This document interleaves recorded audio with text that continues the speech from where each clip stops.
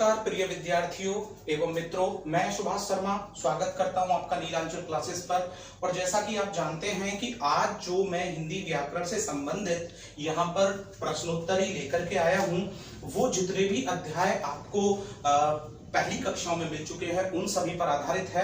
और इससे आगे के जितने भी अध्याय आपको मिलेंगे उनसे भी संबंधित प्रश्नोत्तरी आपको समय समय पर मिलती रही है और मिलती रहेगी। तो चलिए हम आगे बढ़ते हैं, लेकिन उससे पहले मैं कह देना चाहता हूं कि यदि आपको ये प्रश्नोत्तरी समझ में आती है तो प्लीज इसे लाइक, शेयर, कमेंट करना और चैनल को सब्सक्राइब करना बिल्कुल भी ना भूलें। तो चलिए हम पहले प्रश्न की ओर चलते हैं। जैसा कि आप स्क्रीन पर देख रहे हैं, तो जो पहला प्रश्न है वो यहां पर कहता है कि बताइए कि निम्नलिखित में से मूर्धन्य व्यंजन कौन सा है। तो देखिए यहां पर उसने बोला है कि निम्नलिखित में से मूर्धन्य व्यंजन कौन सा है।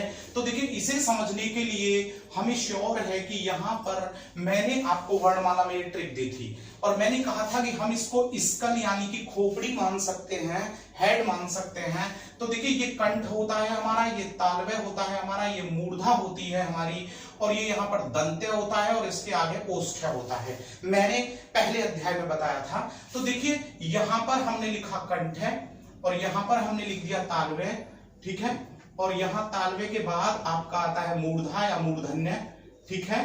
और यहां पर आपका दंत्य और दंत्य के बाद आपका आता है ओष्ठ है, ठीक है। तो देखिए आपको मैं बता दूं कि मैंने वहां पर ट्रिक दी थी कि जो कंठ से बोले जाने वाला जो वर्ग होता है, कैसे कंठ होता है, तो हम कै वर्ग को यहां पर रखते हैं, तो कैसे कंठ बोला जाता है। इसके बाद मैंने कहा था कि यहां से ध्वनि जाती है तो च वर्ग तालव्य होता है और टे वर्ग जो होता है वो मूर्धा होता है और दंत होता है ते वर्ग और टे वर्ग जो होता है वो ओष्ठ होता है।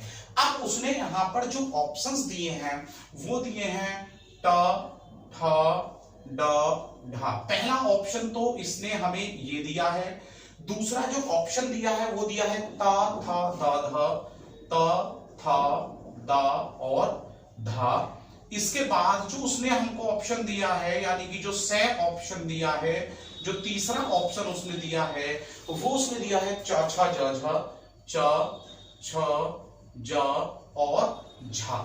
तो आप देख पा रहे होंगे कि हम किस ऑप्शन की ओर जाएंगे। और जो इन्होंने हमें दिया है यहां पर, जो द ऑप्शन जो इसने यहां पर दिया है वो उसने यहां पर दिया है। जैसे कि हम यहां पर बात कर ले प, फ, ब और भ, इसने इस प्रकार से 4 ऑप्शन दिए हैं। तो आप देखिए यहां पर उसने कहा कि मूर्धन्य व्यंजन कौन सा है, तो मूर्धा में टे वर्ग आता है, तो ट, ठ, ड, ढ, यानी कि जो हमारा जो ऑप्शन होगा वो ए, यानी कि इसमें पहला जो ऑप्शन है वो आपका सही है। तो देखिए अब हम यहां से दूसरे प्रश्न की ओर चलते हैं और देखिए जो दूसरा प्रश्न है वो यहां पर कहता है कि जिन शब्दों की उत्पत्ति का पता नहीं चलता उन्हें क्या कहा जाता है। यानी कि जिन शब्दों की उत्पत्ति ही पता नहीं होती है कि ये इनका जो ओरिजिन है, इनकी जो उत्पत्ति हुई है वो क्या कहलाते हैं। तो देखिए पहला ऑप्शन है तत्सम,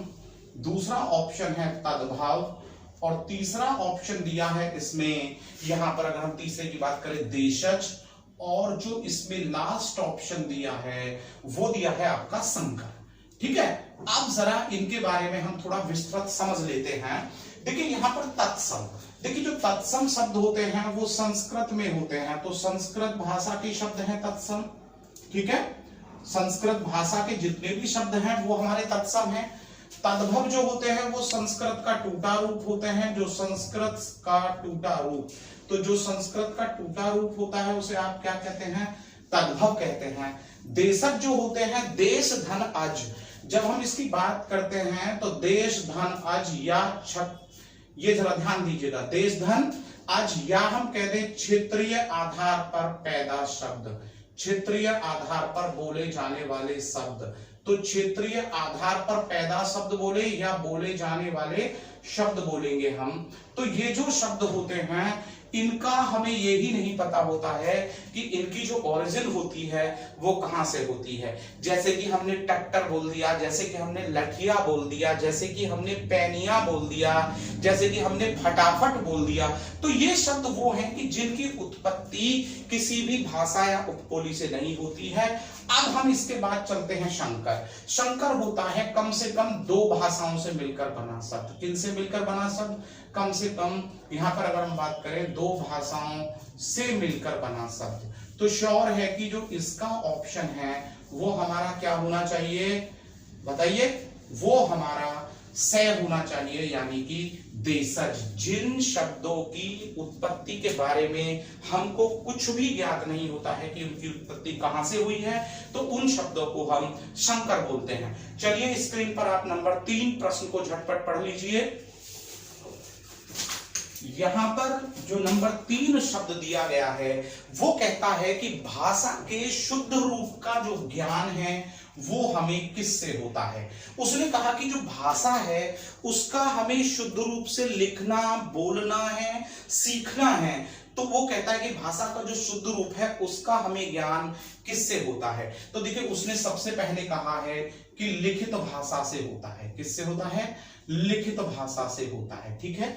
उसने दूसरा कहा है कि किसी भी लिपि से हमें ज्ञान होता है। और तीसरा उसने बोला है कि जो क्रिया है उससे ज्ञान होता है। और लास्ट उसने कहा है कि व्याकरण से होता है। तो देखिए आप समझिएगा, लिखित भाषा, हम भाषा को शुद्ध रूप से लिखना और बोलना कब सीखते हैं? जब हम व्याकरण और उसके नियम पर अच्छे से पकड़ बना लेते हैं। लिपि के अंदर क्या होता है? लिपि के अंदर जो होते हैं हमारे वर्ण या संकेत आते हैं, तो वो भी अंत में कहां जाते हैं? व्याकरण में। और जो क्रिया है, क्रिया भी तो व्याकरण का ही एक अध्याय है, व्याकरण के अंतर्गत आने वाला ही अध्याय है। तो उसने जो यहां पर कहा है कि हम भाषा का जो ज्ञान सीखते हैं, चाहे वो शुद्ध रूप से लिखने का हो, चाहे वो शुद्ध रूप से बोलने का हो, तो वो किससे सीखेंगे? हम व्याकरण से सीखेंगे। तो तीसरे प्रश्न का जो आपका उत्तर होगा वो होगा व्याकरण। अब हम यहां से आगे चलते हैं और नंबर 4 को देखते हैं। देखिए यहां पर जो नंबर 4 प्रश्न दिया गया है वो कहता है कि बहिष्कार का सही संधि विच्छेद बताना है। देखिए उसने यहां पर शब्द दिया है बहिष्कार, ठीक है। तो देखिए वो कहता है कि बहिष्कार का आपको सही संधि विच्छेद बताना है। तो आपको वो ट्रिक मेरे द्वारा दी गई याद होगी कि मैंने आपको बताया था कि यदि से ओ की मात्रा, ठीक है, और रे या ये वाला रे यदि आपको किसी शब्द के अंतर्गत मिल जाता है और उसके टुकड़े करते समय इनका आपको प्रयोग करना होता है, तो इन सबको हम किस में बदल देते हैं? विसर्ग में परिवर्तित कर देते हैं। किस में परिवर्तित कर देते हैं? विसर्ग में परिवर्तित कर देते हैं। तो जब हम बहिष्कार को यहां पर देखेंगे, तो जब हम इसका संधि विच्छेद करेंगे तो हमें यहां पर बही मिल जाता है, और जो ये हमारा अर्ध प्रचराशय है वो विसर्ग में बदल जाता है, और उसके आगे क्या बचता है? कार। तो जब हम यहां पर ऑप्शन देख रहे हैं, तो जो आपकी स्क्रीन पर ए ऑप्शन पहला ऑप्शन दिया गया है वही इसका जो ऑप्शन है वो सही माना जाएगा। चलिए अब हम यहां से आगे बढ़ते हैं और नंबर 5 को यहां पर देखते हैं कि जो नंबर 5 यहां पर प्रश्न है वो क्या कहता है, और जरा आप इसे ध्यानपूर्वक पढ़ने की कोशिश कीजिए। देखिए नंबर जो 5 है वो यहां पर कह रहा है कि ये बताइए कि जो परमाणुवाचक क्रिया विशेषण है उस पर आधारित आपको वाक्य बताना है। देखिए परमाणु, सबसे पहली बात है कि हमें ये समझना है कि ये परमाणु क्या है। देखिए इंग्लिश में हम इसे कहते हैं क्वांटिटी, यानी कि मात्रा। तो जब वो कह रहा है कि अब आप हमें बताइए कि परमाणु पर आधारित जो क्रिया विशेषण का वाक्य यहां पर लिखा गया है, क्रिया विशेषण वाक्य है वो आपको बताना है। तो देखिए इसने यहां पर कहा है कि पहले में कहा है वह बहुत थक गया है। देखिए पहले में उसने क्या कहा है? वह बहुत थक गया है। दूसरे में कहा है वह अंदर बैठा है। तीसरे में कहा वह अभी अभी गया है। और नंबर 4 में उसने बोला वह अब भली भांति नाच लेता है। तो देखिए पहले उसने बोला वह बहुत थक गया है। तो देखिए जब यहां बोला उसने वह बहुत थक गया है, वह बहुत थक गया है, तो जरा यहां पर देखिएगा कि थक जाना ये तो रही क्रिया, और क्रिया की जो विशेषता बताता है वो होता है क्रिया विशेषण।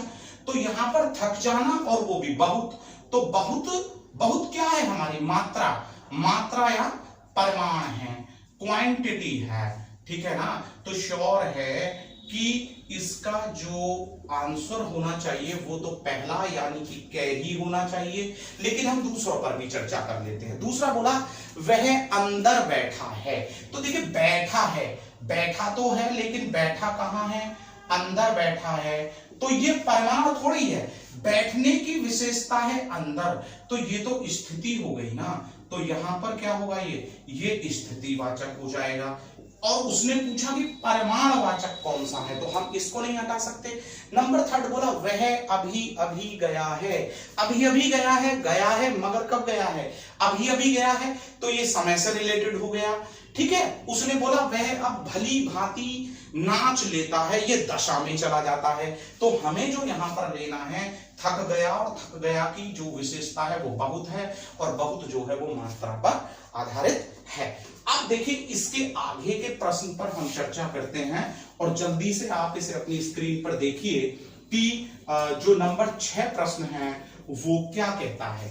तो देखिए नंबर 6 प्रश्न कहता है कि जो दर्शन शब्द है, क्या है, दर्शन शब्द है, उसका तद्भव रूप पूछ रहा है। देखिए अभी मैंने आपको पूर्व में एक प्रश्न पर बताया था कि तत्सम यानी कि संस्कृत का रूप, तद्भव यानी कि संस्कृत का टूटा रूपा रूप।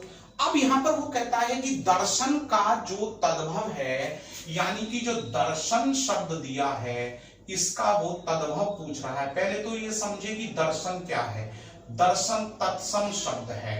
अब इसका टूटा रूप वो पूछ रहा है, तो टूटा रूप क्या लिखेंगे हम सही से, दर्शन, हम बोलते हैं दर्शन। तो इसका जो टूटा रूप यानी कि जो तद्भव शब्द बनेगा वो क्या बनेगा प्रिय विद्यार्थियों और मित्रों, वो बनेगा दर्शन, ठीक है।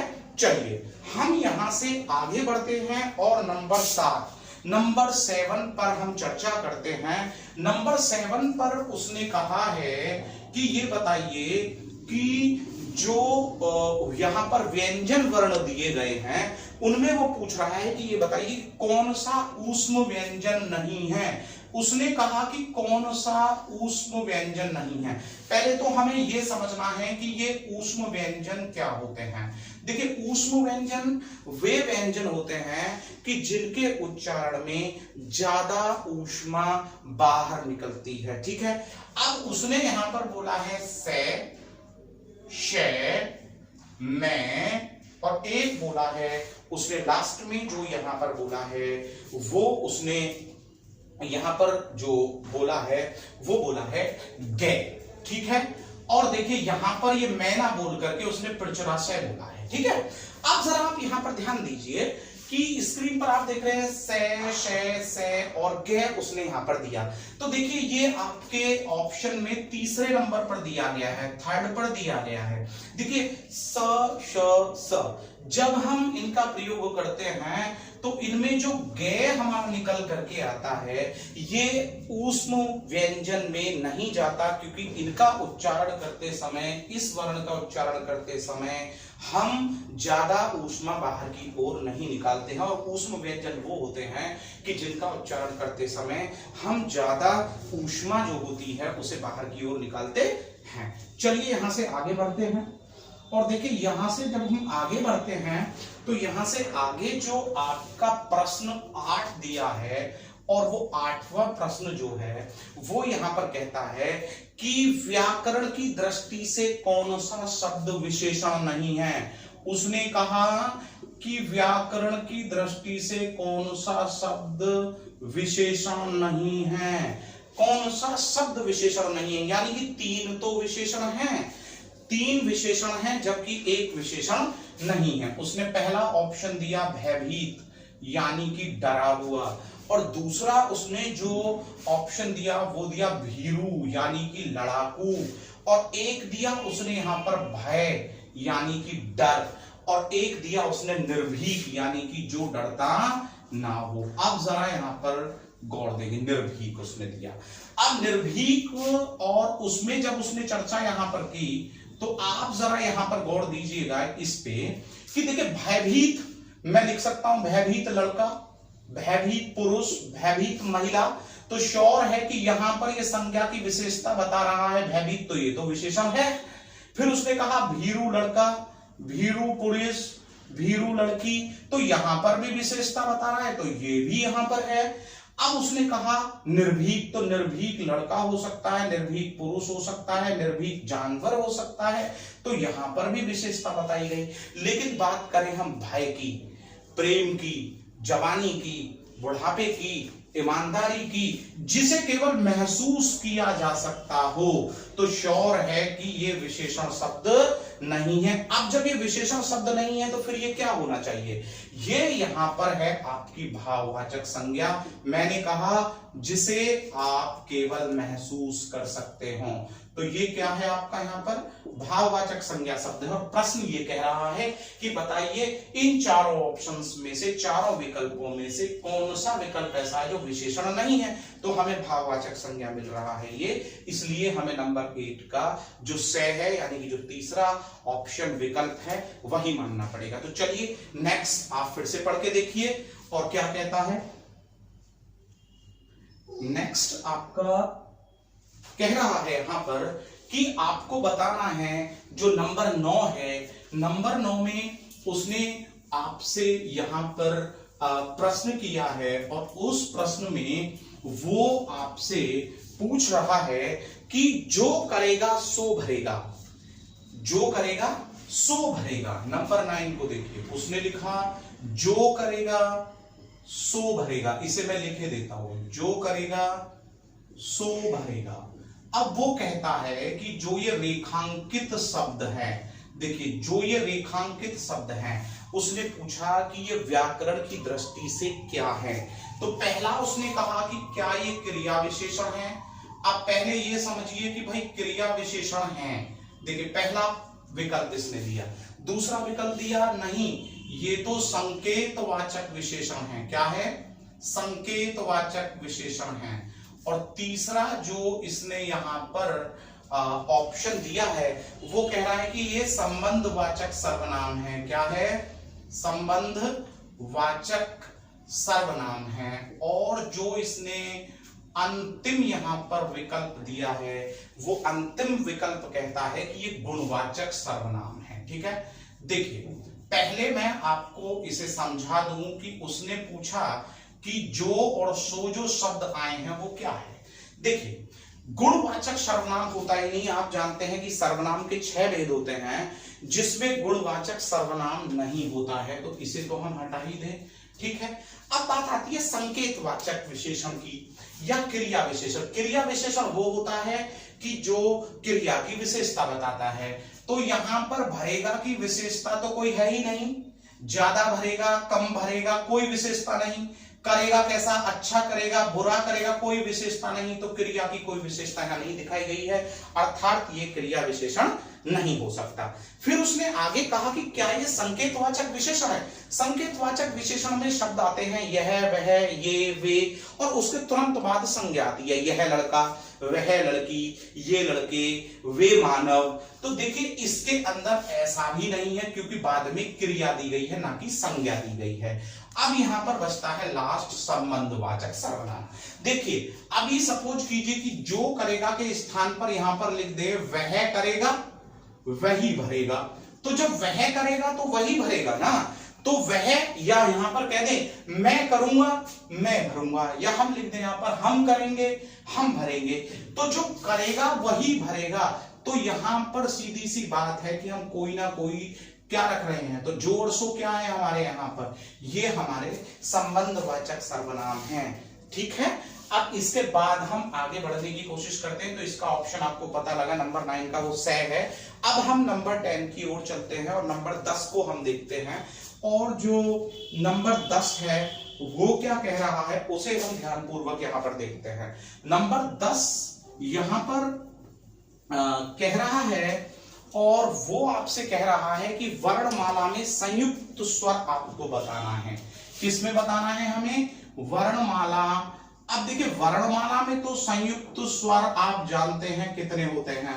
मैंने वर्णमाला जब आपको पढ़ाया था तो वहां पर मैंने आपको 4 संयुक्त स्वर बताए थे, लेकिन हमें यहाँ के विकल्पों के अनुसार चलना होगा। और हमें पहला विकल्प दिया है कि क्या ए और आ संयुक्त स्वर हैं।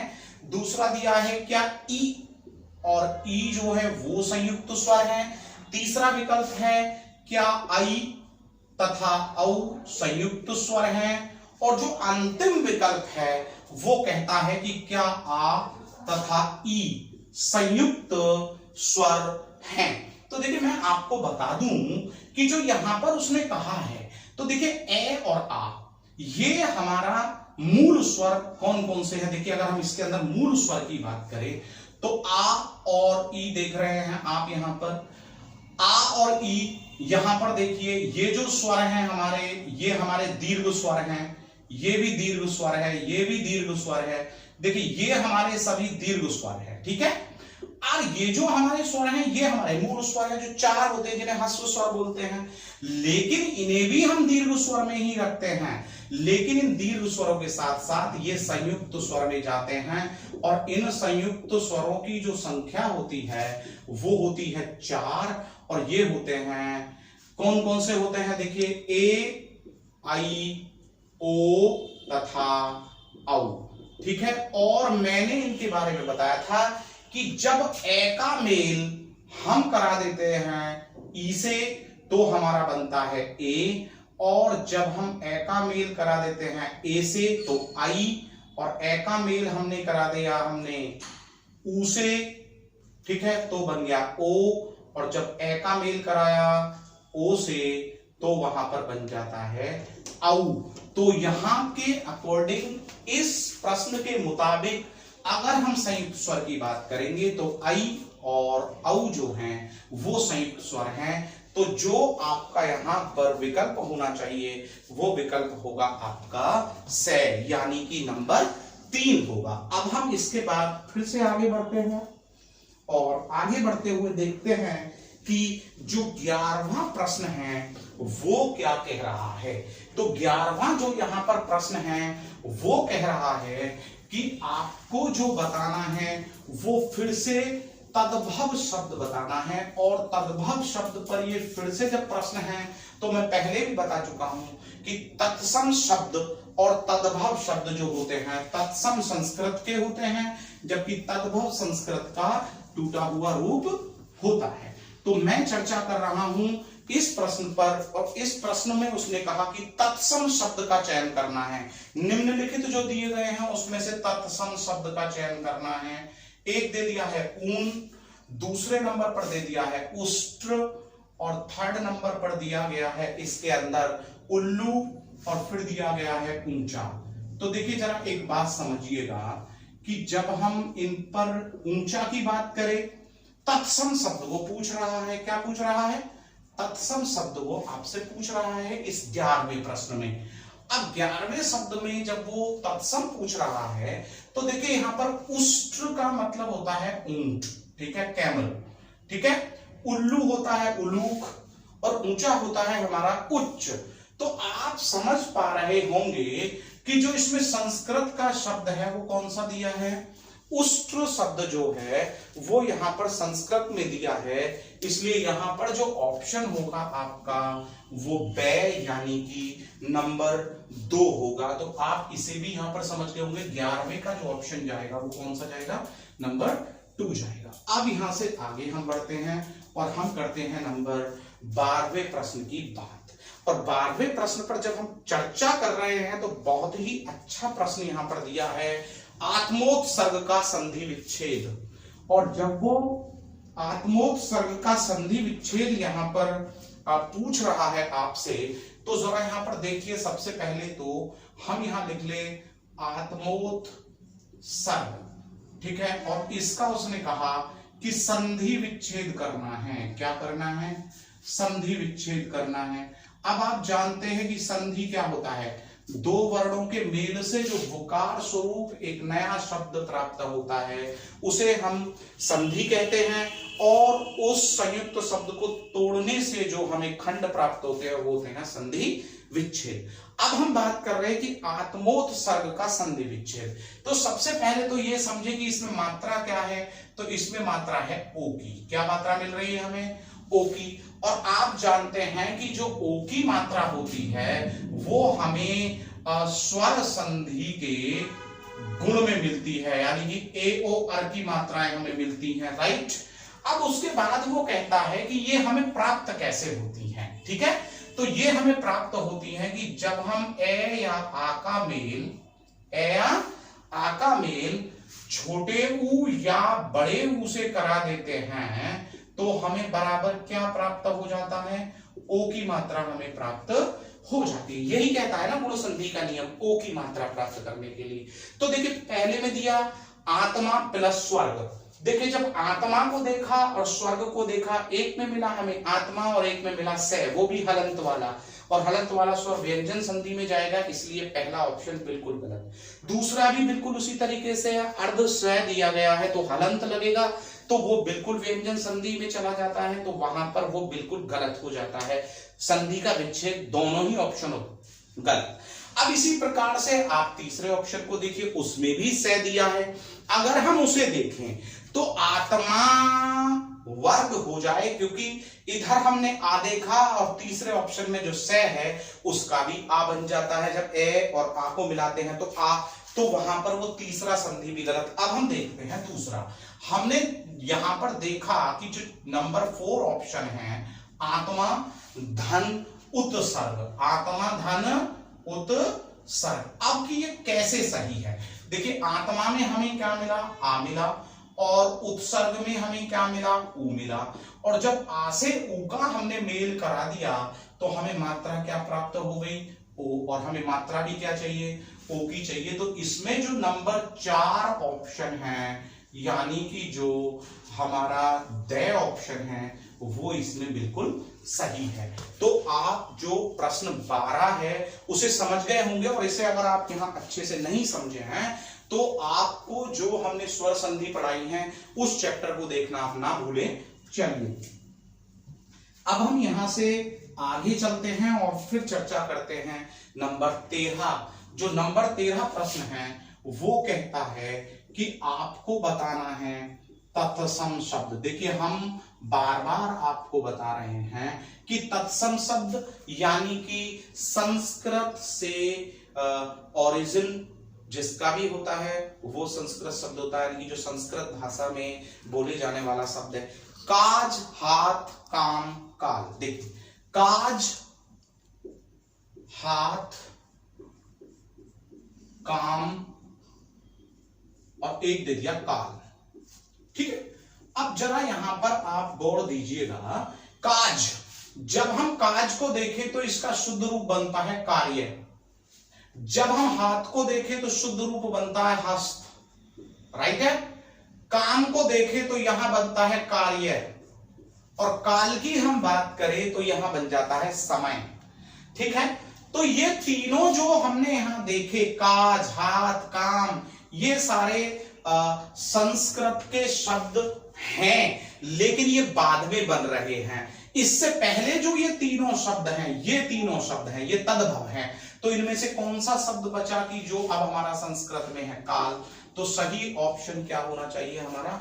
काल, यानी कि जो द है, जो नंबर 4 है। मैं फिर से बता दूं, काज का तत्सम बनेगा कार्य, हाथ का तत्सम बनेगा हस्त, और काम का तत्सम बनेगा कार्य। इसलिए ये तीनों के तीनों तद्भव शब्द हैं, लेकिन जो काल है वो यहां पर कौन सा शब्द है? तत्सम, ठीक है। तो जो 13वें का ऑप्शन बनेगा वो क्या बनेगा आपका? ठीक है। अब काल हमने ले लिया, नंबर 4 यहां पर सही हो गया। अब हम इसके बाद आगे चलते हैं और नंबर जो 14वां आपका प्रश्न है उसे यहां पर देख लेते हैं। तो नंबर 14 जो प्रश्न आपको दिया है उसने यहां पर जो कहा है, उसने कहा कि किस वाक्य में अकर्मक क्रिया है। जरा इस पे गौर दीजिएगा। मैंने सकर्मक और अकर्मक क्रिया का जो अध्याय है वो डाल दिया है। वो यहां पूछता है कि अकर्मक क्रिया क्या है। इससे पहले हमें यह समझना पड़ेगा कि सकर्मक क्रिया क्या है। देखिए सकर्मक और अकर्मक क्रिया क्या होती है, पहले ये समझ लें।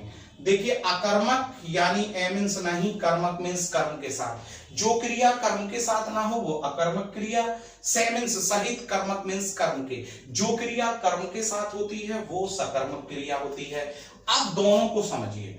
अगर आपने किसको या क्या से प्रश्न उठाया और आपको जवाब में कुछ भी नहीं मिलता है, यानी कि रिजल्ट माइनस जाता है, किसको या क्या से प्रश्न उठाने पर यदि रिजल्ट आपका 0 जाता है, कोई जवाब नहीं मिलता है, तो वहां पर कौन सी क्रिया होगी, अकर्मक। और किसको या क्या से प्रश्न उठाने पर यदि जवाब में कुछ मिलता है, कुछ धनात्मक मिलता है, कोई शब्द आपको प्राप्त होता है, तो वहां पर क्रिया कौन सी होगी, सकर्मक। कैसे, देखते हैं। उसने पहला जो प्रश्न कहा, पहले प्रश्न पहला जो ऑप्शन विकल्प उसने कहा श्याम भात खाता है। क्या बोला उसने यहां पर, श्याम भात खाता है। अब श्याम भात खाता है, देखिए प्रश्न समझिएगा। उसने कहा है कि ये बताना है आपको कि अब अकर्मक क्रिया किसमें, हम जो चर्चा कर रहे हैं वो ऊपर वाले पर। उसने कहा श्याम भात खाता है। हम प्रश्न करते हैं श्याम क्या खाता है, श्याम क्या खाता है, तो जवाब मिला भात खाता है। इसका मतलब सकर्मक क्रिया है। श्याम क्या खाता है, भात खाता है, तो श्योर हो गया कि इसमें जो है हमारी वो सकर्मक क्रिया है, जबकि प्रश्न में कहा गया है अकर्मक क्रिया। अब देखिए यहां से नंबर दूसरे की ओर चलते हैं। जब हम नंबर 2 को देख रहे हैं तो उसने कहा ज्योति रोती है। तो हम ये कह सकते हैं कि ज्योति क्या करती है, और जब क्या करती है, क्या करता है, क्या करते हैं, तो इससे जो प्रश्न का उत्तर मिलता है वो क्रिया निकालता है, केवल ये नहीं बताता कि वो क्रिया अकर्मक है या सकर्मक है। तो ज्योति रोती है। अब यहां पर ज्योति क्या करती है, रोती है, लेकिन हमें दोबारा से ये नहीं मिल रहा कि क्या रोती है, किसको रोती है। जब इनसे हमें प्रश्न नहीं मिल रहा तो जो रोती है यहां पर दिया है वो कैसी क्रिया है, इसमें वो क्रिया ही आपकी है अकर्मक, क्योंकि हमें जवाब नहीं मिल रहा। चलिए हम इसके बाद देख लेते हैं इसका जो बी ऑप्शन है। अभी हमने सी पर यानी से पर हमने चर्चा की, चलो बे पर भी देख ले। मैंने उसे पुस्तक दी। देखिए मैंने क्या किया, देने का कार्य किया, लेकिन क्या देने का कार्य किया, पुस्तक देने का कार्य किया। तो श्योर है कि जब हमने पुस्तक दी तो ये भी हमारी क्या है, सकर्मक क्रिया हो गई। एक देखिए इसी का ही लास्ट यानी कि जो दे दिया है, नंबर 4 ऑप्शन दिया है, उसकी कमीज है, ये उसकी कमीज है। अब जब हमने देखा कि ये उसकी कमीज है तो किसकी कमीज है, किसके लिए कमीज है, उसके लिए कमीज है, तो श्योर है कि यहां पर भी और क्या है, कमीज है।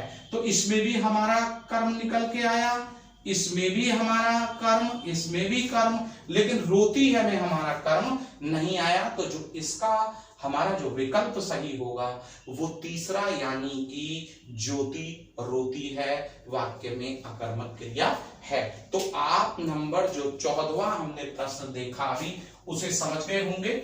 मैं बार बार कह रहा हूं कि इन प्रश्नों को सही से समझने के लिए आपको जो हमारे पूर्व में हमने जो अध्याय आधारित कक्षाएं आपके सामने दी हैं उन्हें आप ध्यान पूर्वक देखें, ठीक है। अब हम इसके बाद नंबर 15 प्रश्न पर चर्चा करेंगे और देखते हैं कि जो नंबर 15 प्रश्न है वो आपका क्या कह रहा है। तो जल्दी से आप उसे स्क्रीन पर पढ़िए नंबर 15 को कि वो यहाँ पर क्या कह रहा है। तो देखिए नंबर 15 की अगर हम यहाँ पर बात करते हैं तो उसने बड़ा अच्छा प्रश्न पूछा है। पहले भी इसी से ही आधारित था एक प्रश्न ऊष्म व्यंजन को लेकर के। अब वो पूछ रहा है कि ये बताइए कि अंतःस्थ व्यंजन कौन सा है। क्या पूछा उसने, अंतःस्थ व्यंजन कौन सा है। तो पहला ऑप्शन उसने दिया है अंतःस्थ व्यंजन पूछा।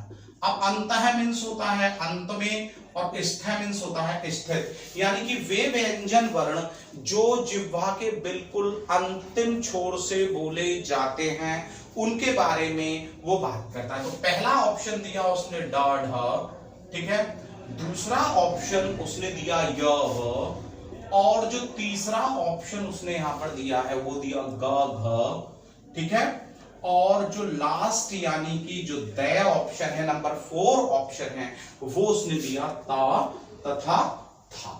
अब देखिए यहां पर हमें समझना है, देखिए कचोट तब मैंने आपको बताया था ये का वर्ग जो बोला जाता है वो कंठ्य होता है, राइट है, मैंने सबसे पहले दूसरे प्रश्न में ये चर्चा की थी। और जो ता वर्ग होता है, देखिए क च ट और ता वर्ग जो होता है वो आपका दंत्य होता है। कौन सा होता है? दंत्य। अब जो डा और ढा है तो टा ठा ढा, तो टा किस में आता है? क च ट, तो टा जो होता है वो मूर्धा होता है यानी कि मूर्धन्य होता है। अब बचता है लास्ट य व र ल, ये जो हमारे हिंदी वर्णमाला के वर्ण होते हैं ये ही हमारे अंतःस्थ वर्ण कहलाते हैं। तो यहां पर जो आपका विकल्प नंबर 2 दिया है वो ही आपका यहां पर सही है, इसलिए आपको यहां पर नंबर 2 लेना पड़ेगा। चलिए हम नेक्स्ट पर चलते हैं, नंबर 16 की ओर बढ़ रहे हैं और देखते हैं कि नंबर 16 जो है वो क्या यहां पर कह रहा है।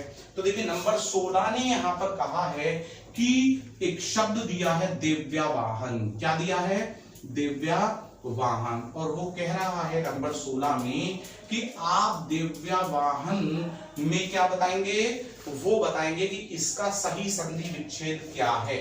और उसने कहा यहां पर दिव्यावाहन, जरा ध्यान दीजिएगा, दिव्यावाहन।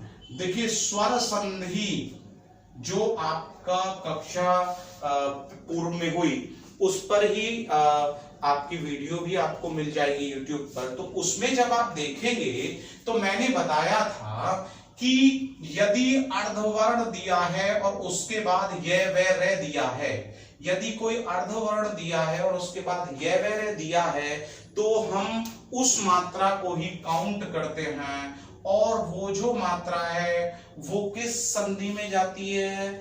किस संधि में जाती है आप बताइए जरा सोच करके। मैंने बताया था दीर्घ गुणों में वृद्धि करना यण और अयादि को साथ लेकर, तो श्योर है कि वो स्वर संधि का यण हो जाता ही है। कौन सा भेद हो जाता है? स्वर संधि का यण भेद वो जो है हो जाता है। अब वो कह रहा है कि दिव्यावाहन का सही संधि विच्छेद कीजिए। उसने आपसे कहा था कि जब आप, मैंने उसमें ट्रिक दी थी 3 4 5 6 7 का मेल जब आप 1 2 से या भिन्न स्वर से करते हैं तो संधि बड़ी जबर हो जाती है, मात्रा मिलती है ये वे रे की। जब आप उस भाग को देखेंगे तो बिल्कुल अच्छे से आपके समझ में आ जाएगा। तो जब हमें मात्रा ये की चाहिए तो 3 और 4 को जब हम देखेंगे तो छोटी ई और बड़ी ई, तीसरे नंबर पर छोटी ई आता है, नंबर 4 संख्या पर ये, और 1 2 या भिन्न स्वर 1 2 में ए आ को हम रखते हैं। तो जब हम यहाँ देख रहे हैं इसका सही संधि विच्छेद तो हमें पहले मिलेगा यहाँ पर देव, अभी तक जो मिलेगा वो ऐसे देव, और प्लस मिलेगा हमें आवाहन, और हमने यह को मात्रा में छोड़ दिया है, ठीक है। अब जब देव है और इधर आ है, इधर तो हमें आ मिल गया, यानी कि नंबर 2 पर आने वाला जो वर्ण है आ वो हमें मिल गया और यह की मात्रा भी मिल गई। तो अब हमें क्या चाहिए? 3 या 4 में से एक तो देवी, और जब देवी हम कर देंगे तो हरम थक जाएगा और यहां पर इसका सही संधि विच्छेद क्या बन जाएगा? देवी धन आवाहन। यानी कि जो आपका विकल्प नंबर 2 दिया है वो यहां पर बिल्कुल सही है। और आगे हम बढ़ते हैं नंबर 17 की ओर। नंबर 17 आपका यहां पर कहता है कि देखिए उसने कहा गरीबों की सहायता करो, और उसमें उसने कहा है कि गरीबों की सहायता करो में जो गरीबों शब्द दिया है वो किस प्रकार का शब्द है? ऑप्शन देखिए उसके, विशेषण, सर्वनाम, जातिवाचक संज्ञा, भाववाचक संज्ञा। देखिए उसने पहला कहा विशेषण, फिर कहा उसने सर्वनाम, और फिर कहा उसने यहां पर, देखिए पहला कहा उसने विशेषण, दूसरा उसने कहा सर्वनाम, तीसरा उसने कहा जातिवाचक संज्ञा, जरा ध्यान दीजिएगा, जातिवाचक संज्ञा। और लास्ट में जो उसने यहां पर अंतिम जो इस प्रश्न के लिए विकल्प दिया वो दिया भाववाचक संज्ञा। ठीक है, अब जरा यहां पर ध्यान देना है थोड़ा। देखिए पहले ये समझें कि विशेषण क्या होता है, जो संज्ञा या सर्वनाम की विशेषता बताता है। यदि हम यहां पर कहें गरीब व्यक्ति, यदि ये गरीबों ना हो करके गरीब होता तो श्योर है कि गरीब व्यक्ति अगर हम यहां पर लिखते इस तरीके से गरीब व्यक्ति, तो यहां पर व्यक्ति की विशेषता गरीब हो जाती, तो ये विशेषण हो जाता। लेकिन शब्द गरीबों हैं तो श्योर है कि गरीबों व्यक्ति कभी नहीं होता, तो हमें यहां इसे विशेषण से हटाना पड़ेगा कि गरीबों किस प्रकार का शब्द है। दूसरा उसने कहा सर्वनाम। सर्वनाम ये इसलिए नहीं हो सकता कि ऑलरेडी एक संज्ञा है ये, और जब ये संज्ञा है, नाम है, एक नाम है, तो नाम के स्थान पर जो शब्द आता है वो ही तो हमारा सर्वनाम कहलाता है। तो ये नाम या संज्ञा के स्थान पर नहीं आ रहा है, इसलिए सर्वनाम नहीं होगा। अब यहां से आगे बात करते हैं, जातिवाचक संज्ञा या भाववाचक संज्ञा। भाववाचक संज्ञा में वो कहता है कि जिसे हम एक्सप्रेशंस से जान सके, भावों से जान सके, अमीरी, गरीबी, यदि यहां गरीबी होता, गरीबी एक अभिशाप है, तो भाववाचक संज्ञा हो जाती गरीबी, अमीरी, ईमानदारी, बेईमानी, क्रोध, ये सब हमारे भाव हो जाते।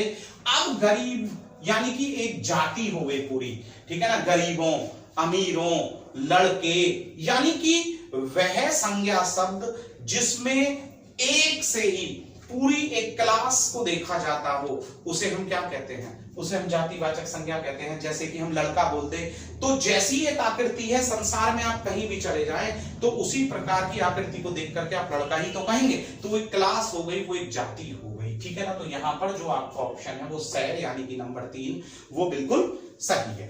अब हम यहां से फिर आगे बढ़ते हैं और देखते हैं कि अब हमें यहां पर जो आपका प्रश्न नंबर 18 है वो यहां पर क्या कह रहा है। ठीक है, तो चलिए हम 18वें नंबर के प्रश्न पर चर्चा कर लेते हैं। और देखिए 18वें नंबर का जो प्रश्न है आप अपनी स्क्रीन पर देख रहे हैं, वो भी बहुत ही अच्छा प्रश्न यहां पर दिया गया है। वो कह रहा है कि दिग्दर्शक में संधि बतानी है। जरा ध्यान दीजिएगा, दिग्दर्शक।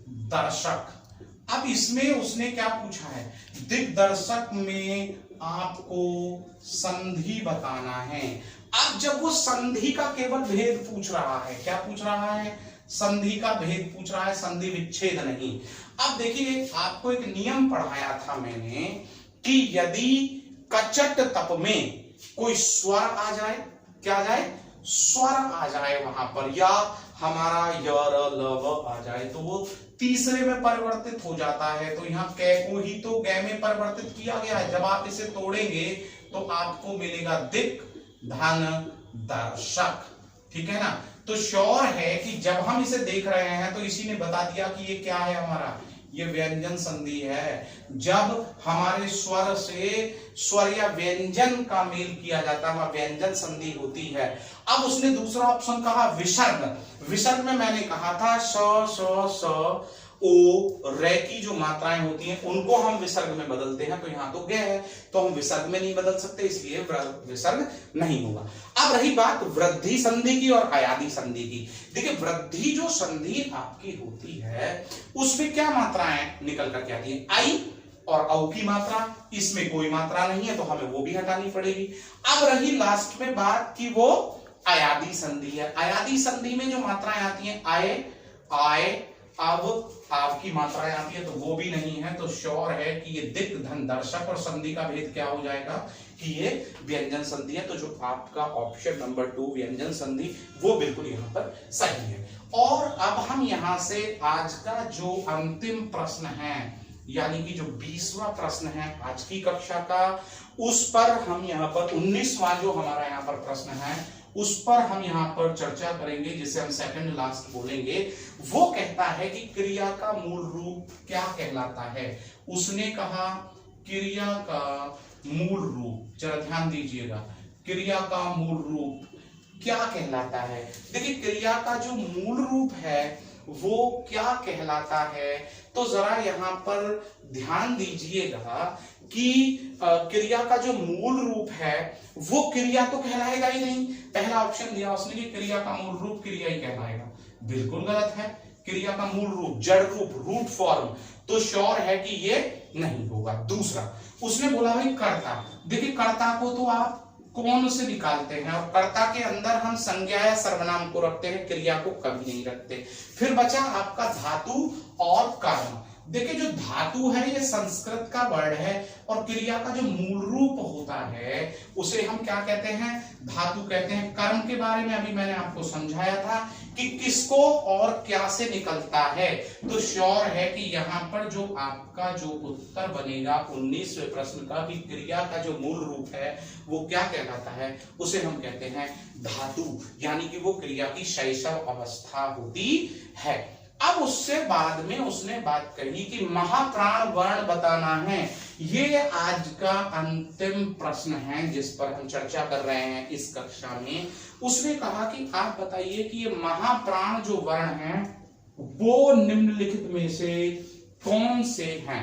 महाप्राण वर्ण पर उसने बात की है, लेकिन इसके लिए पहले समझिए, मैंने आपको वर्णमाला के दूसरे भाग में ये बताया था कि जो वर्ण होते हैं वो घोषत्व के आधार पर अघोष और सघोष होते हैं। देखिए घोषत्व के आधार पर क्या बताए थे, अघोष तथा सघोष, और प्राणत्व के आधार पर बताए थे अल्प प्राण तथा महाप्राण। यही बताया था ना, आप उस अध्याय को देख सकते हैं। आज भी ट्रिक दी थी, अघोष यानी 12, महाप्राण यानी 24। आप जानते हैं कि एक वर्ग में 5 अक्षर होते हैं, तो जब अघोष में पहला और दूसरा आ गए तो 3, 4, 5 सघोष हो गए। इसके बाद जब अल्प प्राण की उसने बात की, तो जब 24 यहां आ गया तो 1, 3, 5 जो है वो किस में चले गए, अल्प प्राण में चले गए। अब उसने कहा कि महाप्राण वर्ण आपको बताने हैं। तो महाप्राण वर्ण पहले देखो, पहला दिया इसने ऑप्शन कै तथा चे, दूसरा ऑप्शन दिया उसने खे तथा घे, और तीसरा ऑप्शन जो उसने यहां पर दिया वो दिया तय तथा दे। ठीक है, और जो अंतिम यहां पर उसने विकल्प दिया है वो दिया है ये तथा रे। जरा ध्यान से देखिएगा। अब देखिए यहां पर अगर हम देखें तय और दे को, तो ता था दा, ता था दा, तो ता पहला हो गया वर्ग का और दा तीसरा हो गया, तो ये अल्प प्राण हुआ, नहीं हो सकता। ठीक है, और ये और रे की अगर हम यहां पर बात करें तो य और र, तो य रे भी हमारे यहीं गए। उसके बाद बता के और चे, के भी पहला है और चे छे जे दूसरे वर्ग का, ये भी पहला है। या तो अघोष मान लें या अल्प प्राण मान लें। उसने कहा महाप्राण वर्ण बताना है कौन सा है, खा और घा। का वर्ग का दूसरा और चौथा है ये, यहां पर खा दूसरे और घा जो है वो चौथे नंबर का है। तो यहां पर जो 20वें का आपका जो उत्तर होना चाहिए वो होना चाहिए खे और घे, यानी कि दूसरा जो आपका विकल्प है वो सही होना चाहिए।